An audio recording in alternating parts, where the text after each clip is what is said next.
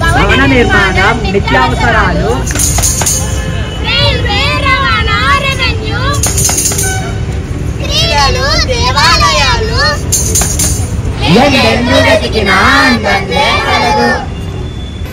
నేనెప్పుడూ అవినీతికి సహకరించలేదు, అవినీతికి పాల్పడలేదు.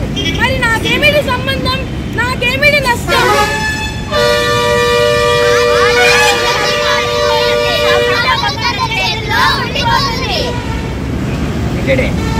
వనరుల వినియోగం తప్పుదారి పడుతుంది, అభివృద్ధికి ఆటంకం కలుగుతుంది.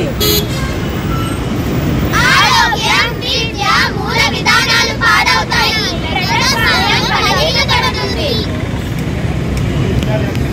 ఖర్చులు పెరుగుతాయి, నాణ్యత లేని వస్తువులకు ధరలు పెరుగుతాయి. విద్యార్థులకు అడ్డు తగులుతుంది, అర్హత లేని వారిని అందరం ఎక్కిస్తుంది.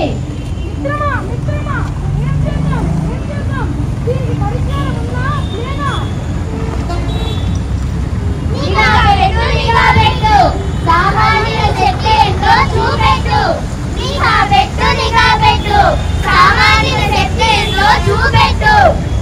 అవినీతికి నీ బలహీనత కాకూడదు తొలిమెట్టు, అవినీతికి నీ బలహీనత కాకూడదు తొలిమెట్టు.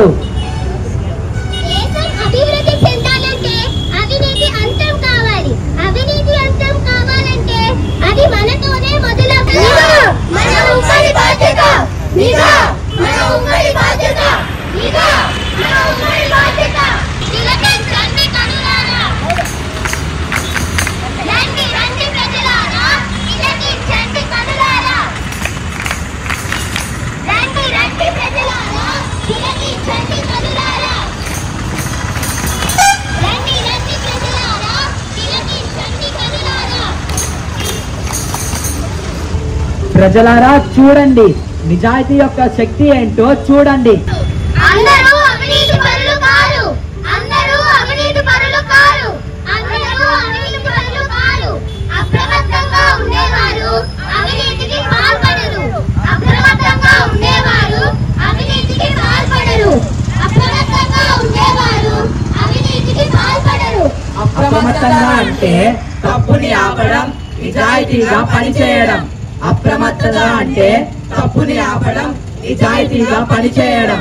ప్రతి ఇల్లు, కార్యాలయాలు, సమాజం నీతిగా నడుచుకోవడం వల్ల భారతదేశంలో పురోగతి పరిపూర్ణమవుతుంది. అవినీతిపై ఎవరు నిఘా ఉంచుతారు?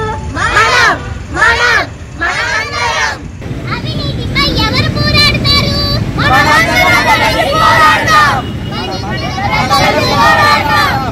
ఎవరు అప్రమత్తమైన పౌరులుగా మారుతారు?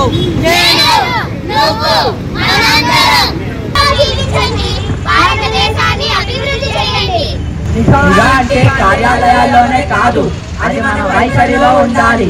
ప్రజలు నిజాయితీగా జీవిస్తే అవినీతి దానంతటా అదే మాయమవుతుంది.